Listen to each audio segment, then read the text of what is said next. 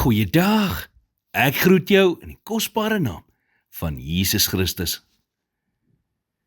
Jakobus 4 vers 8 sê, nader tot God en hy sal tot julle nader.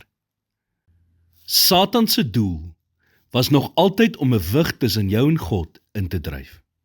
So hoe keer jy hom? Deur die gaping tussen jou en God toe te hou. En om dit te kan doen, moet jy 3 dinge besef. Die eerste ding, om jou van God te distansieer, is gewoonlik iets wat onbewustelik gebeur.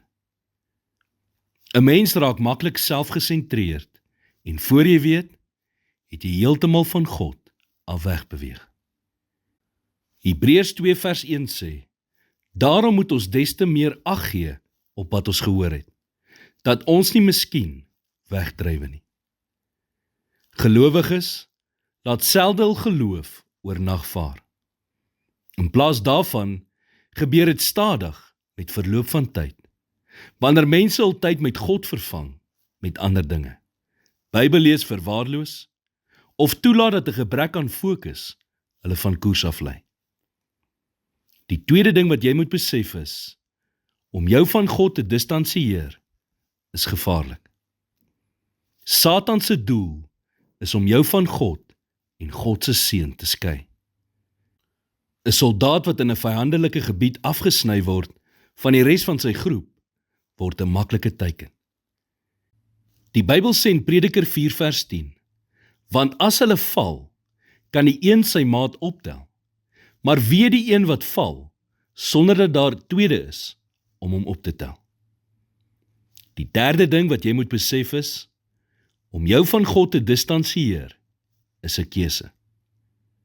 Maar is jou keuse, nooit God se nie. Hy sê in Hebreërs 13 vers 5, ek sal jou nooit begewe en jou nooit verlaat nie. Om naby aan God te wees, is nie 'n gevoel nie. Dit is 'n doelbewuste daaglikse besluit. God dwing nie sy teenwoordigheid op enigiemand af nie. In plaas daarvan, gee hy jou die uiteindelike keuse om nader aan hom te kom. Jy is dus net so naby aan God as wat jy kies om te wees. Here, ek erken dat ek die afgelope tyd afgesonderd en onseker gevoel het. Vergewe my asseblief vir dit wat hierdie afstand veroorsaak het en help my om nie toe te laat dat die vyand 'n wig tussen my en U indryf nie. In Jesus naam bid ek dit. Amen.